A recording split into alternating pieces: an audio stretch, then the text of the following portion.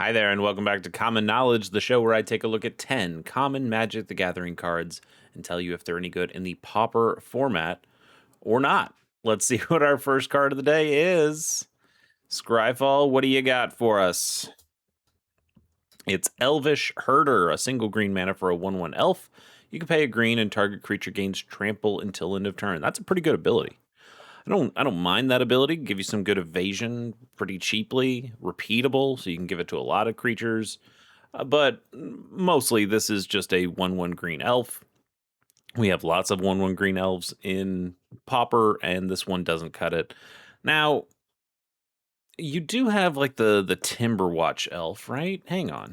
Let's just take a look at this real quick. So Timberwatch elf, he is able to tap and give a creature XX, so he doesn't give trample himself. Does the elves deck want this? Because now you could pump up one of your elves to be very big and then pay one more green mana and give it trample. And I think the answer is still probably no, and it's really because of the Nyxborn Hydra, right? That's more of the reason why this card wouldn't see any play, because this working as this X enchantment, this aura that can go on to creatures and then become a big creature itself if they take out the creature that this is bestowed onto, but it gives the creature that's enchanted to trample and reach, and then it has trample and reach itself. So you have ways of giving one of your big Timberwatch targets trample already, and this is this lives a little bit more than this Elvish Herder that we've seen, but there's still something kind of cool about it. I don't mind, and I like that he's herding Aurochs. Aurochs are cool. Anyway, Elvish Herder, I think this is okay. Like, this is considerable. Considerable. This is a card that you could consider for an elf deck, and it wouldn't be embarrassing. But I think there are cards that just end up making this not necessary in those elf decks. And those elf decks, they kind of have that deck figured out at this point until we get something crazy. But I don't think you're going to see Elvish Herder come back in those decks, and I really don't think it goes in any other deck. It could give anything trample. It doesn't. It's not like it says give target elf trample, but I don't know what other decks would want something like this that would come down this early and then give trample, and it's really easy to pick off. So yeah, score wise, I'm going to give this a 3.5. I still think it's a really good card, just not necessarily quite there for Pauper. I could probably even go higher. I can go like 3.8. It does seem really good. Repeatable trample's great. Strength of Unity is 3 and a white for an enchantment aura that enchants a creature, and it has Domain. Enchanted creature gets +1/+1 for each basic land type among lands you control. Oh, well, Domain's an interesting ability. I unless you're cheating Domain by having some kind of card that gives all your lands all colors or something, or all basic land types, which is possible. There are cards, not in the Pauper format, but it is possible in some other formats to be able to do that. I don't. There aren't many 5-color decks in the Pauper format. Certainly not in high up in the meta. And even if there were, they would not play this card. This is this is not a very good card for that, because it's too slow and it doesn't really do anything. I mean, it does something. It pumps the creature up pretty big, but it doesn't give any form of evasion.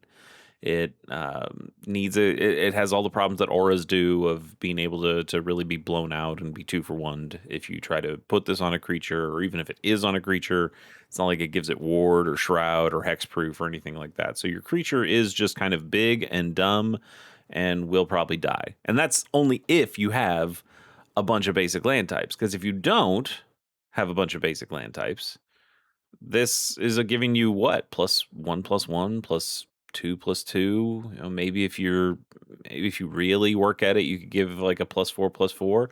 And for 4 mana, that's just not good enough. That really isn't. Now we do have the type duels in Pauper, so you can just play a bunch of type duels, the snow duels or the Dominaria duels. And I guess you can get a decent amount of basic land types, but those all those lands come into play tapped. So you are slowing down your game plan to begin with, and then you're playing this card, which is also incredibly slow, and it's pretty easy to remove your creature. So I think this is bad all around. This is what I would call a trap, and I will give this a 1.2. I'm giving it a really bad score because I think the way it makes you build your deck makes your deck actively worse. Not only is this card bad, but it just makes everything worse. So pretty terrible card. We got to get something better than that, right? Mm. Okay, spoke a little too soon. Straw Soldiers is from Portal 3 Kingdom, so obviously I love it. But it's a 1 and a blue for a 1/3 Scarecrow Soldier. That's it. I like the story behind it. I like these straw soldiers that the opposing armies would have seen and gone, "Oh, whoa, they've got a bunch of guys. We're intimidated."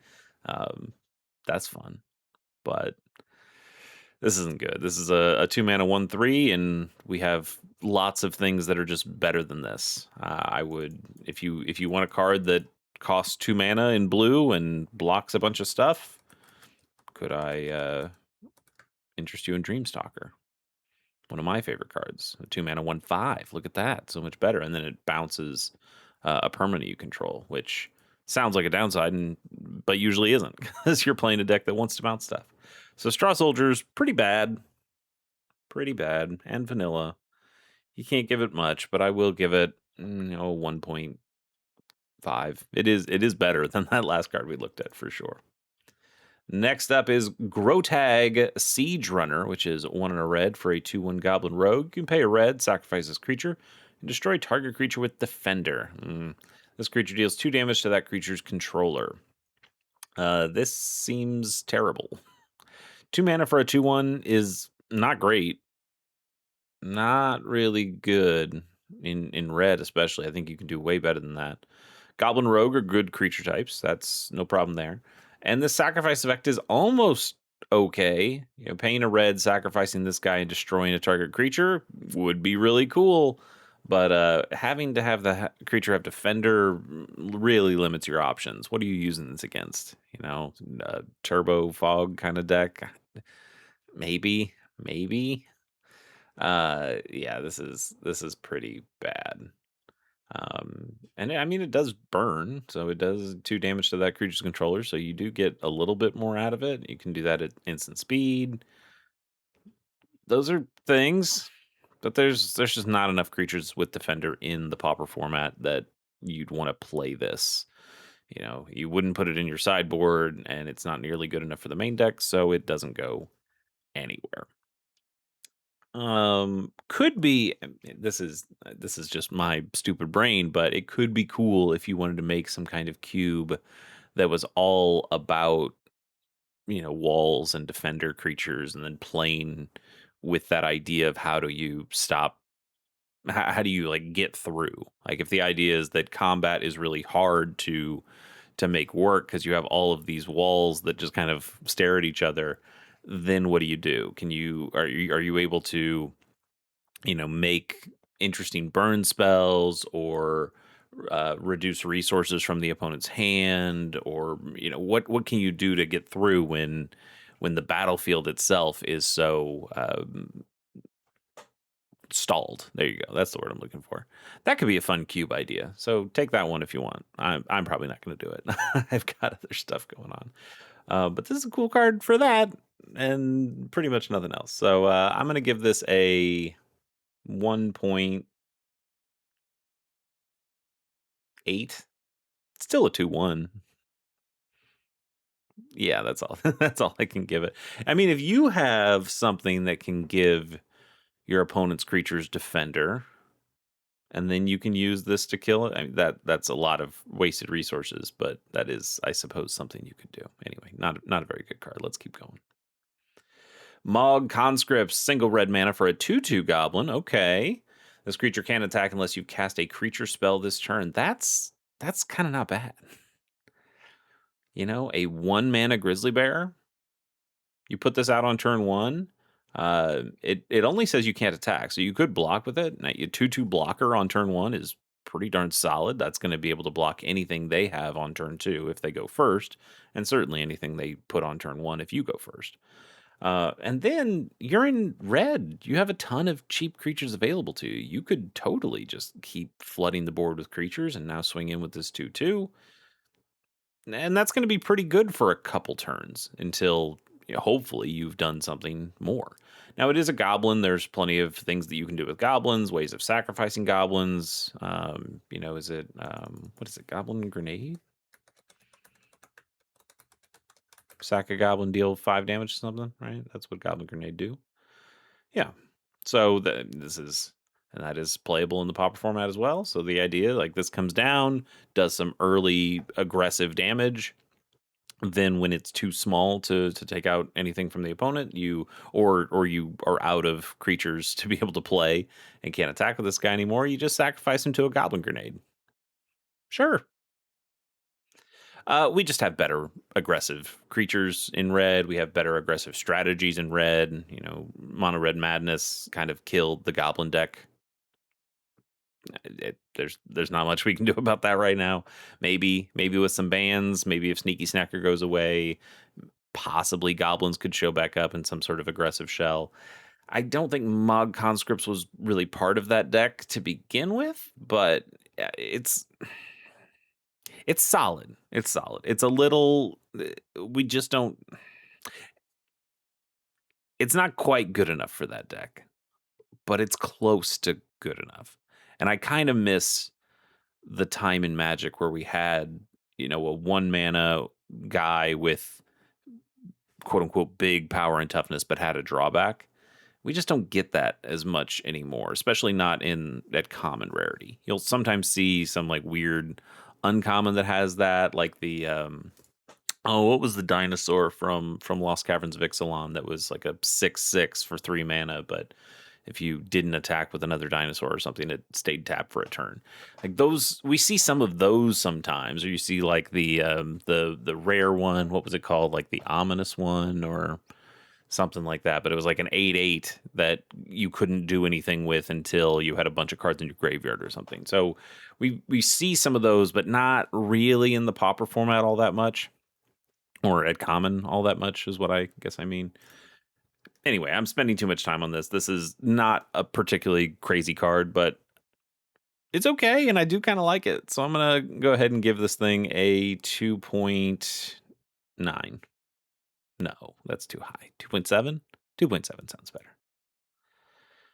Okay, Scryfall gets us to Rock's Veteran next. 3 and a white for a 2/4 Rhino Soldier with Battle Cry, which means whenever this creature attacks, each other attacking creature gets +1/+0 until end of turn.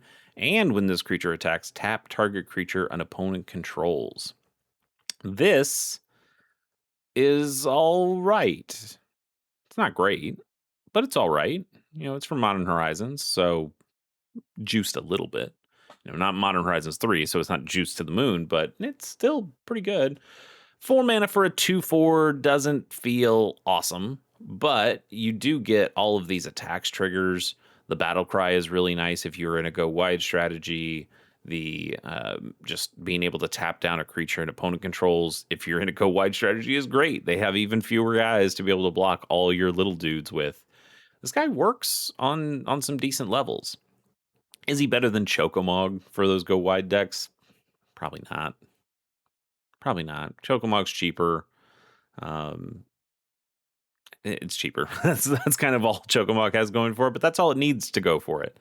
And that probably does put the bullet for Rock's Veteran. It's just not gonna make the format, but it is pretty cool. This would also be pretty cool in if you had like an Ishin commander deck that you wanted to go really budget with, because Ishin doubles your attack triggers. So not only are you doubling the tap target creature trigger, you're also doubling the battle cry trigger. That's awesome. That would be pretty cool. Give all your creatures +2/+0, tap down 2 of your opponent's creatures. I'm just saying, if you got an Ishin 2 Heavens as 1 commander deck, not a terrible idea. But for our purposes, I'm going to go ahead and give this a 3.8. No, I gotta go even higher than that. This is actually pretty close to playable, and if it wasn't for Chocomog, I think I could make an argument for this being playable. I'll go for a 4.5. That's a pretty solid magic card right there. Repentant Blacksmith is maybe a little less so. 1 and a white for a 1/2 human, and it's got protection from red. It does have protection from red. We see that sometimes on some sideboard cards when you're going up against any sort of red burn deck. Bogles has the flyer, some hawk, can't remember what it is, some hawk that has protection from red just to stop any pyroclasm style effects. I guess it's more like breath weapon and fiery cannonade more than it would be a pyroclasm, but you know what I mean. So protection from black, 1/2 creature. Could you put this in a sideboard of a white heroic deck? I guess you could. For a very specific purpose. This Arabian Nights version is $44 and was a rare, which is okay. And then in Chronicles, it's a common, and now it's 11 cents. And this 5th edition, which has the same art, is 30 cents. So pretty cheap to get your hands on if you want it. And you know what? I guess it could go in the sideboard of a mono or a mono white heroic deck. Maybe that's probably the best place for it. But we probably have other cards that have protection from red that are a little bit better than this. I got to imagine. All right, we're gonna look this one up real quick. Let's go protection from red. And let's say it's a white card and it's legal in the Pauper format. And I guess we want a creature, right? And we'll see what they give us. 9 cards. What do we got? Here's the Free Wind Falcon. That's the one that we see in Bogle's deck sometimes. And I guess that would also probably show up in mono white heroic if you really wanted to do protection from red that way. Oh, sure. The Crimson Acolyte, that probably just takes the blacksmith completely over, because being able to give other things protection from red is really nice. You got kind of a white knight, black knight kind of thing here, but Defender of Law has flash and protection from red and 2 power. That's probably pretty good. Cycler, yeah, okay. So we just have a lot of things that are that are just better than the Repentant Blacksmith. Obviously, Guardian of the Guild Pact is really good and sees play in Gates decks and things like that. Knights of Thorn is a card I really love, but it would not go well in the Pauper format for sure. Pilgrims is probably a little expensive, and that's probably a little more expensive too. But you have some good options that are better than the Repentant Blacksmith. Definitely the Crimson Acolyte or the Defender of Law or the Freewind Falcon, I would say, are probably the best ones. So with that in mind, this probably dings its score a little bit more. I'll go for a 3.2. That's probably too high, but protection from red is one of the better protections. You're going to stop a lot of stuff from that. So next up is Skinwing. 4 mana for an artifact equipment with living weapon, which means when this equipment enters, you create a 0/0 black Phyrexian germ creature token, then attach this to it. Equipped creature gets +2/+2 and has flying, and it equips for 6, which is a lot. That's a lot of mana. A 4 mana 2/2 flyer is also pretty bad. That's worse than a Windrake, so you're never going to feel good about that. And then you're going to feel even worse about paying 6 mana at some point to try to attach it to something else. This seems terrible. It seems really, really bad. And they thought this was uncommon worthy in Mirrored and Besieged. Woof. No. This is bad. Unless you have some way of freely equipping stuff, and even if you did, I don't know if +2/+2 and flying is quite good enough, especially when you have to have 4 mana to put this on the table in the first place. It is nice that it makes a creature token, so you're not just throwing this out there with nothing, because then it would be an absurdly terrible mana cost. But it's still a pretty bad mana cost, all things considered. I think you got to go something like, I'll give it a 2, but it's a little reluctant, but I will give it a 2. Next on our list, Treetop Scout. Single green mana for a 1/1 elf scout. This creature can't be blocked except by creatures with flying. Again, like where does it go? Does it go in the elf deck? I don't think that it does. It could work with the Timberwatch elf as something that you put a big +X onto this guy, and he's really hard to block. Okay, maybe. Um, he doesn't go into any sort of bogles or anything because we have the Solana Ledgewalker, which has this exact same text but also has hexproof. It costs 2 instead of 1, but you do have options there that are better, I would say, than this card. It's interesting. I do like a creature that's got pretty good evasion. He doesn't have flying, but he's kind of got the next best thing. He can't block any of of the opponent's flying creatures. Like, he doesn't have reach or anything, and he doesn't have flying. But being able to attack like you have flying is still pretty solid, and I don't mind that generally. Um, I'll I'll give him a 3.1. I think you can make an argument for maybe even a little bit higher, but I'll go for a 3.1, just knowing that he does swing in for some pretty decent damage if you pump him up. Ingenious Artillerist is our final official card of the day. It's 2 in a red for a 3/1 human artificer, and whenever one or more artifacts you control enter, this creature deals that much damage to each opponent. Okay, so you get a uh, uh, God, I cannot think of my words today. An impact tremors effect, but for artifacts specifically, we did just get one of those. I mean, we have already had one of those with the Reckless Fireweaver, but we also just got another one with the Hydra Assault Robot, which is also really, really good. Whenever another villain and/or artifact you control enters, it deals damage to target opponent. So this is saying the same thing, because it says whenever one or more, so you'd think, oh, it only does one, but it says deals that much damage. So you are still just getting every artifact that comes on the table is a damage to the opponent. This one is to each opponent. That might make a difference if you're putting it in a commander deck, but or a Pauper commander deck, I suppose, is probably more relevant for your purposes. But for our purposes, for the regular Pauper format, a 3-mana 3/1, that's too weak. Too weak on the toughness side. And we already have plenty of other guys that do this. I mean, if you want to put 4 Reckless Fireweavers, 4 Hydra Assault Robots, and if you're gonna pay this much mana, I might even just bump up an extra mana and pay the Patchwork Automaton, or not Patchwork, the Pact Altair. That's the one I mean. I was looking at Patchwork Automaton earlier today for a different thing. But yeah, the Pact Altair, having the drain effect instead of just damage to the opponent, I think those are things that you probably want to consider a little bit more. It's okay. I can't give it a bad score, but I also can't give it a great score. Let's go with a 3.3.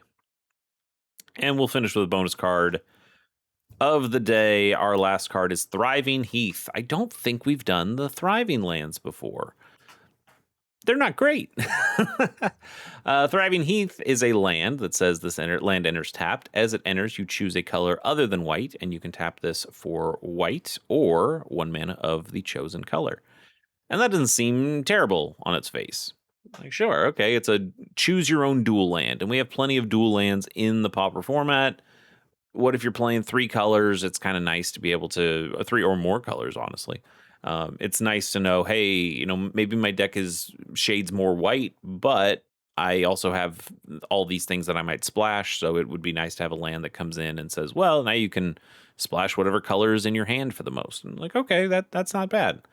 The problem is, I think we have enough good duels in the format that you don't need this. We have enough filter lands in the format that we don't need this. And worst of all, and this really is the death knell, is that you have the gates. You just have all those gates that will do the exact same thing. They enter tapped. They you can choose a color other than the one color that they are already, and then you get that. So you already have those cards that do functionally the same thing, but they're gates, which means they work with Basilisk Gate and any gate strategies. You can fetch them with gate type cards, like circuitous. I forgot what it's called, but there's plenty of other cards that work with gates that won't work with the thriving lands at all, because these are, outside of these are vanilla at that point. They are just lands with no types. So you don't really get much more value out of them. We see these in all sorts of jumpstart packs. Like you see Foundation and Eternal. This was also a jumpstart thing, and I think this Marvel Superheroes is also jumpstart. They're pretty cool in jumpstart packs because they make perfect sense.